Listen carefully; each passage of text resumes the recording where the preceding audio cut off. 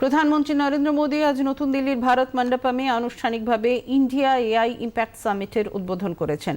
উদ্বোধন অনুষ্ঠানে ফ্রান্সের রাষ্ট্রপতি ইম্যানুয়েল ম্যাক্রন, ব্রাজিলের রাষ্ট্রপতি লুলা দা সিলভা, স্পেনের রাষ্ট্রপতি পেড্রো সানচেজ, রাষ্ট্রসংঘের মহাসচিব অ্যান্তোনিও গুতেরেস, গুগল এবং অ্যালফাবেটের সিইও সুন্দর পিচাই সহ বিশ্বের বিভিন্ন প্রান্তের শিল্পক্ষেত্রের বিশিষ্টজনেরা যোগ দেন। সকলেই এআইকে মানব কল্যাণে ব্যবহারের উপর জোর দেন।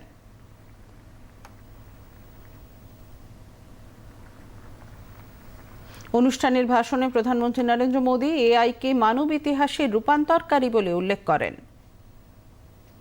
जब पत्थरों से पहली बार स्पार्क निकला, किसी ने नहीं सोचा था कि वही चिंगारी सिविलाइजेशनल की फाउंडेशन बनेगी। जब बोली को पहली बार लिपि में बदला गया, किसी ने नहीं जाना था कि रिटन नॉलेज फ्यूचर सिस्टम की बैकबोन बनेगी। जब पहली बार सिग्नल्स को वायरलेस ट्रांसमिट किया गया, किसी ने कल्पना नहीं की थी कि एक दिन पूरी दुनिया रियल टाइम में कनेक्ट होगी। साथियों, आर्टिफिशियल इंटेलिजेंस मानव इतिहास का ऐसा ही ट्रांसफॉर्मेशन है। आज जो हम देख रहे हैं, जो प्रिडिक्ट कर रहे हैं, वो इसके इंपैक्ट का सिर्फ प्रारंभिक संकेत है।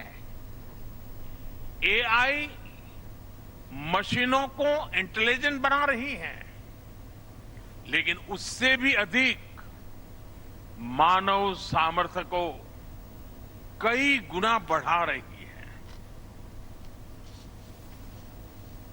তিনি বলেন, এআইকে মানব কল্যাণে ব্যবহার করতে হবে, এটাই এই সম্মেলনের মূল উদ্দেশ্য বলে জানান প্রধানমন্ত্রী।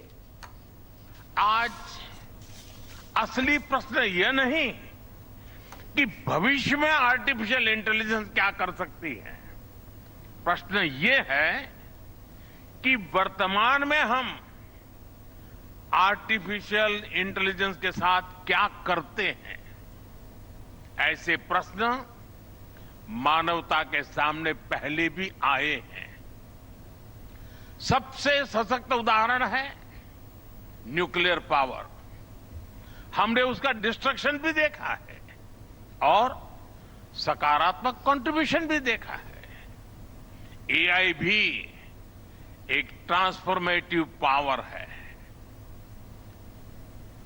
दिशाहीन हुई तो डिसरप्शन, सही दिशा मिली तो सॉल्यूशन। एआई को मशीन सेंट्रिक से ह्यूमन सेंट्रिक कैसे बनाएं, संवेदनशील और उत्तरदायी कैसे बनाएं, यही इस ग्लोबल एआई इंपैक्ट समिट का मूल उद्देश्य है। ডিপ ফেকের বিষয়ে সতর্ক করে প্রধানমন্ত্রী বলেন, ডিজিটাল কন্টেন্টেরও নির্দিষ্ট মাত্রার বিশ্বাসযোগ্যতা থাকতে হবে। आज की एक बहुत बड़ी आवश्यकता ग्लोबल स्टैंडर्ड्स बनाने की भी है। डीप फेक्स और फैब्रिकेटेड कंटेंट ओपन सोसाइटीज में अस्थिरता ला रहे हैं। फिजिकल वर्ल्ड में हम फूड पर न्यूट्रिशन लेबल्स देखते हैं ताकि हमें पता हो कि हम क्या खा रहे हैं।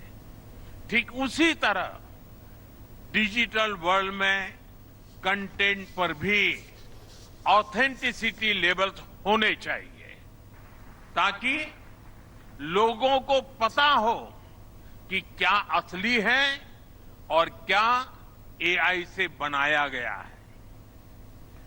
जैसे जैसे एआई ज्यादा टेक्स्ट, इमेजेस और वीडियोज बना रहा है, वैसे वैसे इंडस्ट्री में वाटरमार्किंग और क्लियर सोर्स स्टैंडर्ड्स की जरूरत बढ़ती जा रही है।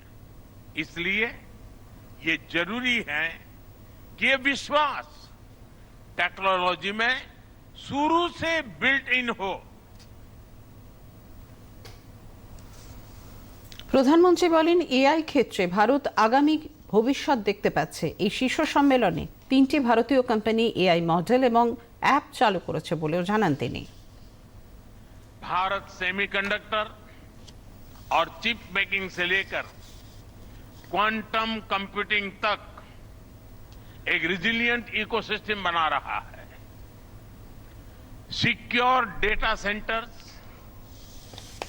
मजबूत IT backbone, dynamic startup ecosystem Bharat को एफोर्डेबल, स्केलेबल और सिक्योर एआई सॉल्यूशंस का नेचुरल हब बनाते हैं। भारत के पास डायवर्सिटी भी है, डेमोग्राफी भी है और डेमोक्रेसी भी है।